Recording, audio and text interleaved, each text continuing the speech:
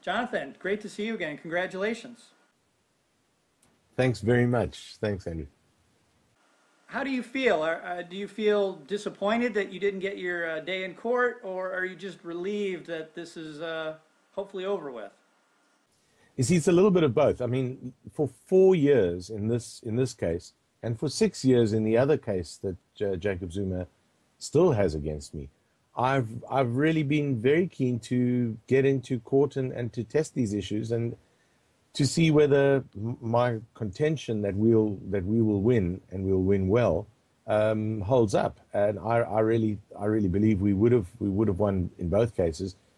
The Lady Justice case, which began in 2008 and was about probably the most important cartoon I've ever drawn, I've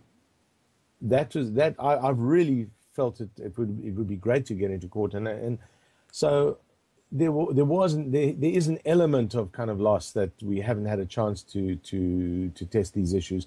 But that said, in the last few weeks, really at the end of this 4-year period, as we pushed Jacob Zuma, our team pushed him and his team to get into court and to actually run this case on the date that was set down back this past February. They began to just bail out of bits and pieces of the case. Until now, they've been stonewalling. They didn't actually want to. They wanted to postpone because the African National Congress is having its annual conference at the end of the year, and politically this would be very, very damaging to them, even if the case didn't go as badly as we thought it would go. So they started capitulating in bits and pieces, and then we thought, well, best thing is if they completely fold, which is what they did. So now I feel a sense of relief. Well, the spokesman for the president said that the president threw in the towel at this point in time because he wanted to rise above the hurt that he felt. Why do you think he threw in the towel? And you sort of hinted at it. Why now? Yeah, the spokesman you mentioned is a man called Mac Maharaj. He is a master of spin, and that is all spin. What they tend to do is to sue members of the media for defamation, and then have the charges hanging over us. But then they're in no hurry to get into court. In fact, they, in many instances, don't really want to go to court. They just want to have this thing hanging over you as a kind of intimidation. Well, it hasn't worked in my case, but as I did mention, they tried every little loophole that you could possibly imagine. Little tiny, discrepancies, like one number, case numbers and dates, and every which way that they could possibly do. They tried to avoid coming to court.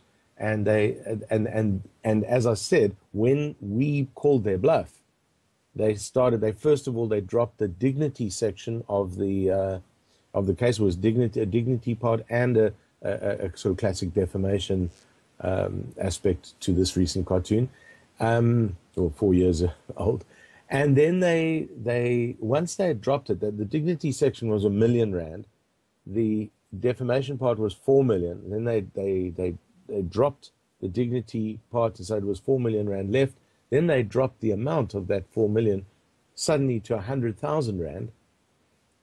During this time, they kept on trying to get either an apology or a retraction. They tried to put in a confidentiality clause so that if they did drop it, we wouldn't go out. I mean, I wouldn't be able to come and speak to you in the way that I am now. We, of course, said they can go whistle at those things, and we were always in a position of strength. Isn't that strange? So for me, it's so obvious. It's completely obvious that it's all spin. This high-minded thing that he comes with after the fact, after being the one to sue me and being a sitting president who pursues a lawsuit against somebody that he began before he became president, now puts in, with the help of his spokesperson, these kind of magnanimous gestures of saying, well, this is they say they would have won, which is ridiculous, having completely folded, and therefore this is a sort of a gesture, a gift to freedom of expression so that he doesn't, that he doesn't curtail freedom of expression by winning in court. I mean, it's a whole lot of nonsense. And what about the invitation to a debate? Is there any chance we'll see a debate between you and the president?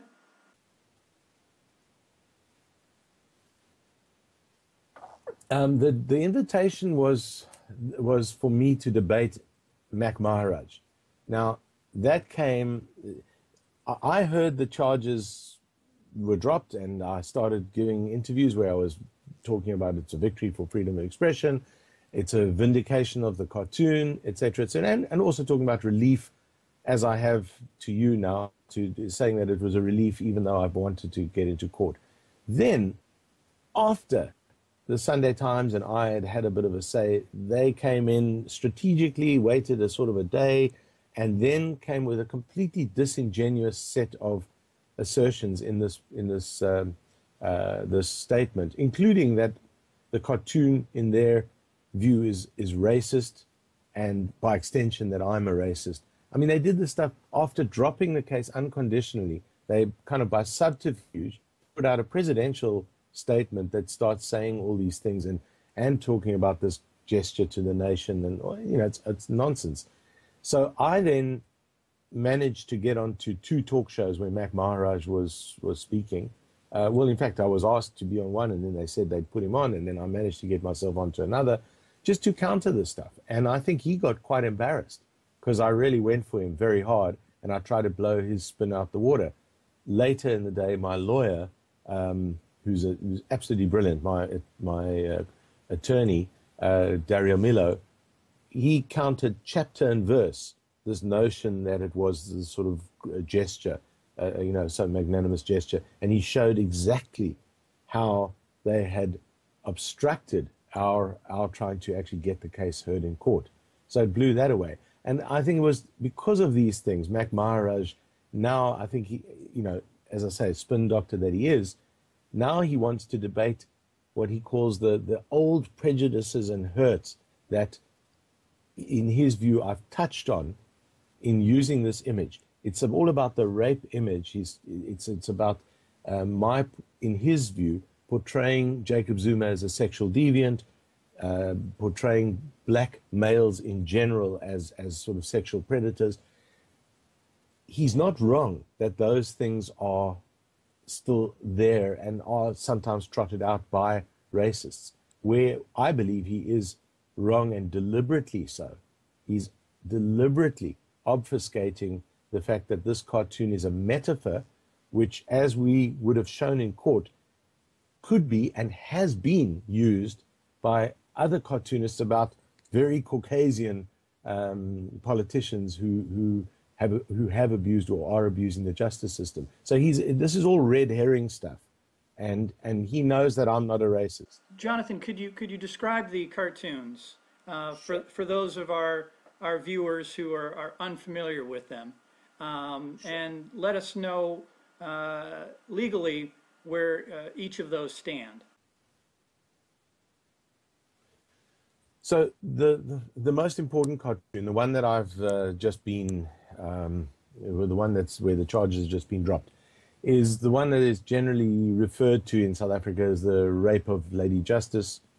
It shows Jacob Zuma unbuckling his belt. This was done in 2008. He is looking down at a woman who's lying on the ground. It is very clearly a symbolic woman because it's the famous figure of Lady Justice. She has her scales, which are on the ground. She has a sash that even says Justice System. She has the well-known blindfold. It's obvious. She doesn't have a sword. I thought the sword would be noise in the cartoon. She's being held down by 4 men. All the men are part of what they call the tripartite alliance, the 3-part sort of ruling bloc. The ANC, the African National Congress, is the main, is the ruling party, but then there's the Congress of South African Trade Unions and the South African Communist Party, and there's also the ANC's youth wing. And so the 4 men are all very well known, very famous in South Africa. and they're clear caricatures. The labels are of their organizations, not of them. The main one of those people holding Lady Justice down is Gwede Mantashe, who's the Secretary General of the ANC, and he's saying, "Go for it, boss," which is pretty shocking. I freely acknowledge it's a shocking image. It's drawn in a way that's not at all lascivious. It can only, I think, when you look at it, you can only empathize with the woman who's being held down. It's an obvious metaphor because you cannot have caricatures of real people interacting with a symbolic representation and then call that literal. And that, for me, always blows out of the water the argument that is generally used, that I'm quite literally, calling Jacob Zuma a rapist after he had been acquitted of rape. The drawing was done in the run-up to a particular court ruling, the ruling was about whether or not the corruption charges against Jacob Zuma in 2008 would stand, and he wanted to get rid of them. He was bullying and threatening the judiciary with the help of these people and these groups, so that the corruption charges would disappear and he could then become president. That's how significant the whole issue was. And the other cartoons? The other three cartoons for which Jacob sued me were initially all in one block, in one case in 2006. I mentioned his rape trial. The rape trial came after he was already implicated in corruption. Suddenly there was this kind of curveball and he was being charged with rape. The rape trial was a much quicker thing. It happened over a few months.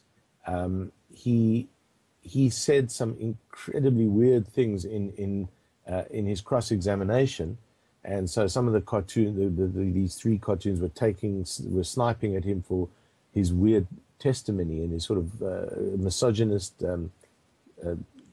kind of attitudes, that sort of thing.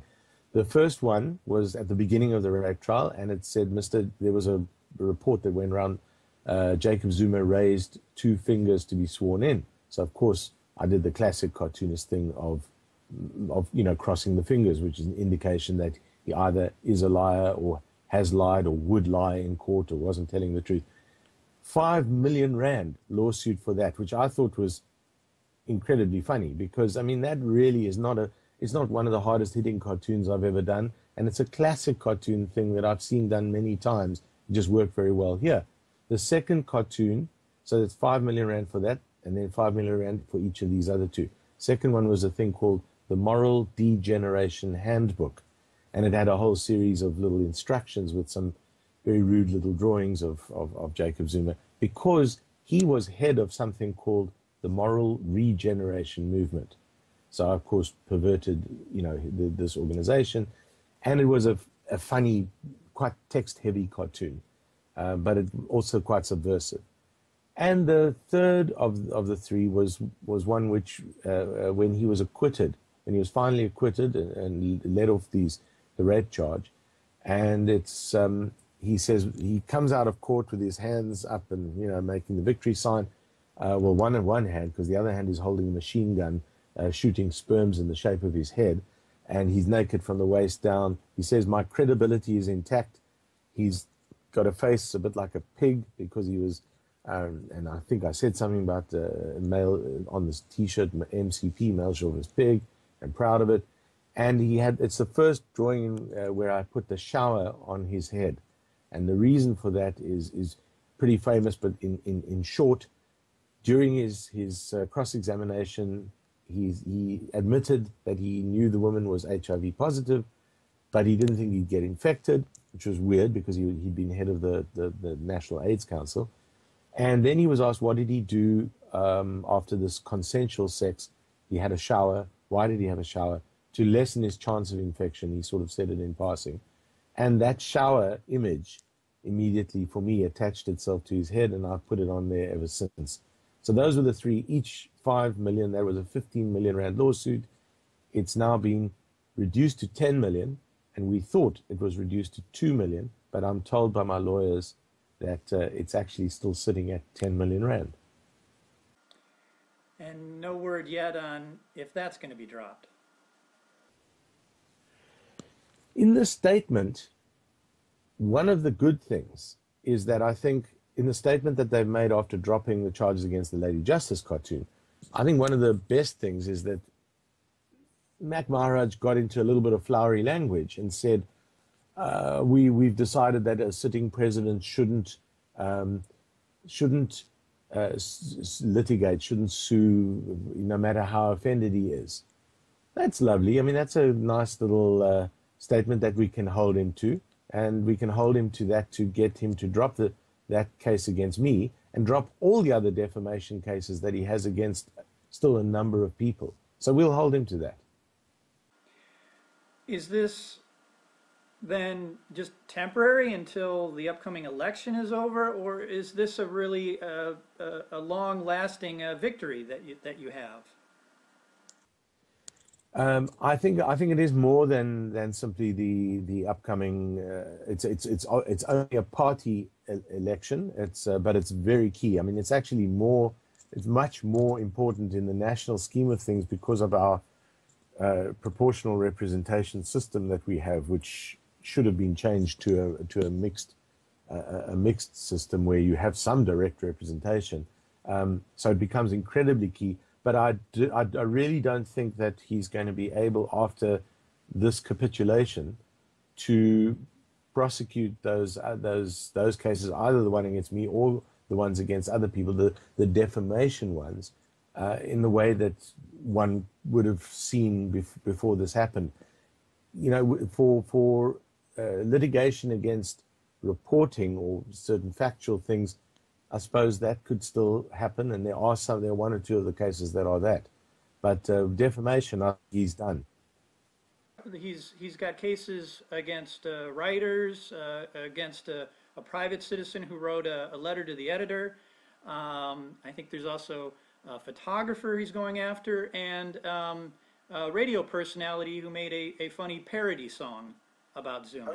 I mean, you know, just in your reading out that list, you can see what a target you make yourself if you have such a thin skin that you're gonna litigate, you're gonna sue for defamation for those things. Those are all the defamation ones. That's what I'm saying.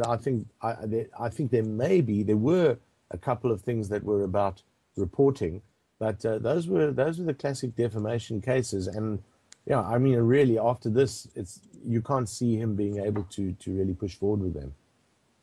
The media appeals tribunals, Yes. Is that idea still being floated? That idea has been rolled back to a great extent by pressure from civil society, from, in particular, certain activist groups. There's a group called the Right to Know. They spell it right and then two in the middle, Right to Know campaign. And from opposition parties, even one or two people within the ANC. There's a lot of media have really been going after him after the ANC on this. So they've come up with a very convoluted term, independent co-regulation, where they're trying to set up a body. I'm still skeptical of it, but it's not nearly as bad as it was. They're trying to set up a body that has members of media and members not of government or ANC, but of certain other groups. So that's why they say independent co-regulation, independent of government, independent of political parties. So it's got potential to be better than what it was, but many of us are still a little bit skeptical. And I have heard that recently there've been moves to kind of by the ANC to try and push towards the actual tribunal idea again, which is a complete no-no, because that is essentially a political tool, and we would fight that tooth and claw again. Right, and my understanding of it is, well, at least how the spokesman explains it, is that it's supposed to balance freedom of expression and press and speech with individual privacy and dignity. I'm not sure exactly how that would work. You know, the concept of dignity is one that they've been bandying around for quite some time, since around about 2007, 2006, 2007, and they seem to, in these defamation cases, they've got they started out in the first three against me. It was defamation for damage to his reputation, and then a smaller section of defamation for injury to his dignity. So they've been trying to push, they've been trying to up the stakes on dignity. I think they realized that a lot of the damage to his reputation, exactly what we've been saying for a long time, he did to himself. So now they've been trying to up the stakes on dignity and balance it against freedom of expression and say that it sort of trumps freedom of expression, which is exactly what we think is not the case. We in the media generally see, as I'm sure you do, freedom of expression far more than this amorphous, slightly woolly idea of dignity, which is basically a fig leaf to try and protect politicians from criticism.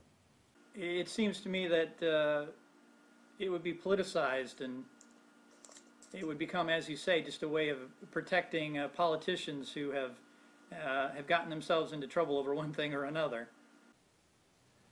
Yes, and in Africa, in a number of countries, this has been raised here many times. Africa is not the only continent which has this, but certainly it's very prevalent. There are many countries that actually have dignity laws, and that's the sort of trend that we are trying to put a stop to, and that we are trying to highlight. That if we're seeing that move, and I promise you, there are people in our institutions and people in society generally who are moving in that direction. You know, they would like to have a dignity law akin to those in some other places that are much more repressive than we are, and that's part of the trend we're trying to put a stop to. So what would you say to your critics who say your cartoons are offensive and have harmed the president's dignity, which in fact was one of the claims brought against you?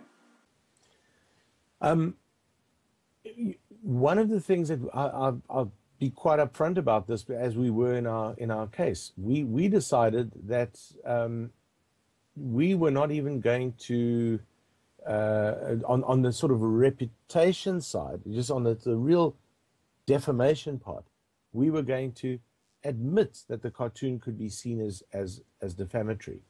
We were saying that the metaphor was so important and it was so correct that we were just going to, that was the main thrust of the cartoon.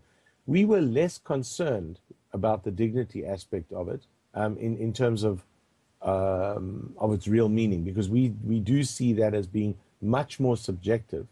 And it's, if somebody feels that their dignity is affronted, it's hard to tell them that it isn't. You know, to me, it's part of subjectivity. The question is whether a political figure, whether a politician, whether a head of state, or in his case, somebody who was trying to become a head of state, has such a right to not feeling affronted, that then will trump freedom of speech. And my sense of that has always been that it would be terrible if that were the case, because then you really would not be able to have freedom of speech, because then anyone could just use this little fig leaf dignity idea and say, you're not allowed to say that. So we think that in legal terms, if we tested that all the way in the courts would have agreed with us, but we can't be 100% sure because it didn't happen yet. Well, the last time we spoke just before national elections, you were incredibly accurate in your predictions. What's your prediction for the elections coming up in December? I don't think I have to be clairvoyant or enormously prescient or anything now, because I mean I do follow what goes on here, and I follow the analysts who have a finger much closer to the ground when it comes to exactly what goes on. And it's unfortunately, and I really do say this with a lot of sadness, it's unfortunately pretty clear that Jacob Zuma has, over the last couple of months, sewn up the uncertain parts of his support in the African National Congress, has done a fair bit of gerrymandering in the province of KwaZulu-Natal, his home base, has sort of upped the numbers that he needed there in KwaZulu-Natal. And it looks as if he's, strangely enough, going to get in fairly easily at the national conference at the place called Mangaung in December. It's very weird that inside the ANC he has this support. It's not unique, you know, where a politician is a canny street fighter, he kind of knows his turf, but outside of that, he's seen to be a really bad president, and both on a domestic level and internationally. Well, Jonathan, it was an incredible honor to meet you some 6.5 years ago, I believe it was, in Washington, D.C., when we gave you our Courage Award. And given all that you've endured, both the personal attacks against you and your family and the legal attacks that you've endured and apparently are going to endure a little bit more of, it's even a bigger honor today. So thank you very much for your time, and good luck. I hope all of these charges get dropped as they should, not only for your sake, but for the sake of all commentators in South Africa. Thank you very much, Andrew. You know, for me to have received that award from CRNI was absolutely amazing. A huge shot in the arm for me. Really noticed by the cartooning fraternity here and by you know, further afield in the media community. We really appreciate what you're doing for cartoonists around the world, and it's absolutely brilliant. And it's a great support. And there are people, as I said then in 2007, and I'll say it again now. I